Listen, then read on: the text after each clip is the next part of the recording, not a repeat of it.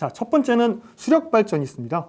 자, 신재생 에너지원을 얘기하면 보통 태양광과 풍력 발전만 생각을 하는데요. 아닙니다. 수력 발전도 대표적인 신재생 에너지원입니다. 장점으로는 발전 과정에서 오염물질의 배출이 거의 없습니다. 충분히 수량이 뒷받침이 된다면 이산화탄소나 혹은 미세먼지의 배출이 거의 없는 에너지원이죠. 또한 건설 후 연 유지비가 적습니다. 세 번째로는 홍수와 가뭄 예방에 대한 효과도 있습니다. 특히 우리나라의 경우 이 수력발전소들은 홍수와 가뭄 예방 효과를 반드시 경험하고 있습니다. 마지막 장점으로는 전력 수요 변화에 민첩한 대응이 가능합니다. 보통 석탄 화력 발전소라든가 원자력 발전소의 경우에는 가동에서 정지에 이르기까지 시간이 많이 걸립니다. 석탄 화력 발전소는 5시간, 원자력 발전소는 48시간 정도의 시간이 걸리는데 이 수력 발전은 5분 이내에 대응이 가능합니다. 단점으로는 발전 용량 대비 건설 비용이 높습니다. 그리고 건설 지역이 한정적이죠. 지형적인 부분을 많이 타는 요소라서 산악지대이면서 수량이 풍부한 지역에 건설이 됩니다. 그러면서도 물이 중간에 새지 않는 지형이어야 되죠. 만약에 산 중턱에 동굴이 있다? 그걸 지을 수가 없죠. 마지막으로 또 대규모 환경 파괴를 동반하는 에너지원이기도 합니다. 특히나 수력발전소를 건설하기 위해서 댐을 지을 경우 그 댐 상부 지역은 수몰 지역으로 변하게 되죠. 기존에 있는 생태계 모두 파괴됩니다. 자, 바이오매스를 보겠는데요.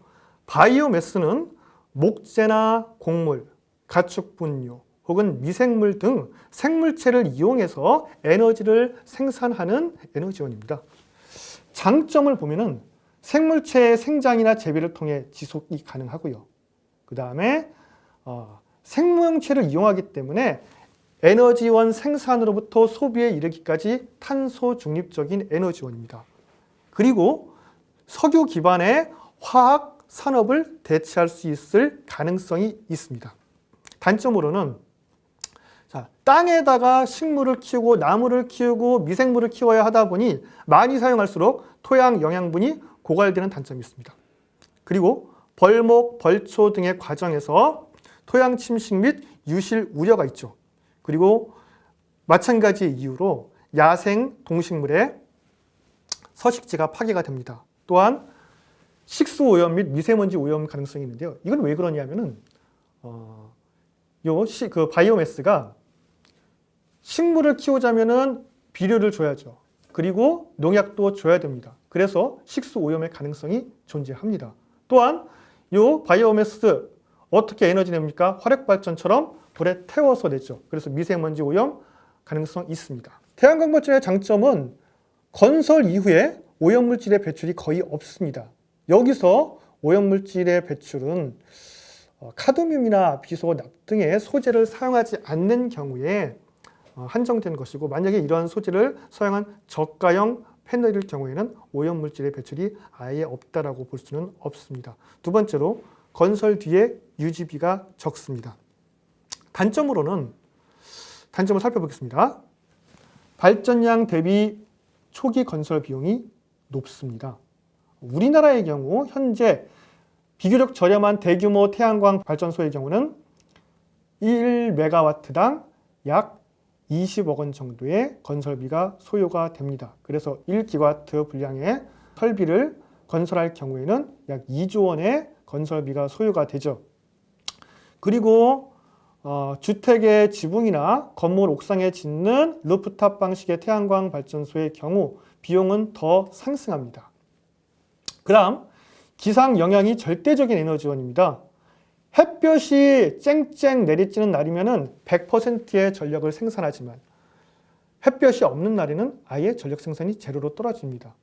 혹은 같은 날이라도 구름이 끼어있느냐 끼어있지 않느냐에 따라서 전력 생산이 0에서 100을 심하게 오르락 내리락 하는 에너지원이죠. 그래서 대단히 불규칙적인 전기를 생산하는 에너지원입니다.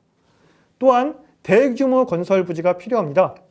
1기가와트 설비 용량당 13.2제곱킬로미터, 여의도 면적의 4배를 훌쩍 넘는 광대한 건설 부지가 필요한 에너지원이죠.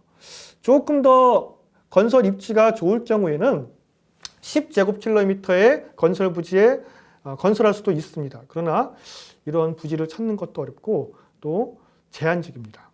풍력 발전은요, 역시 발전 과정에서 오염물질의 배출이 거의 없습니다. 게다가 신재생 에너지 중에 발전 단가가 비교적 저렴한 축에 속합니다.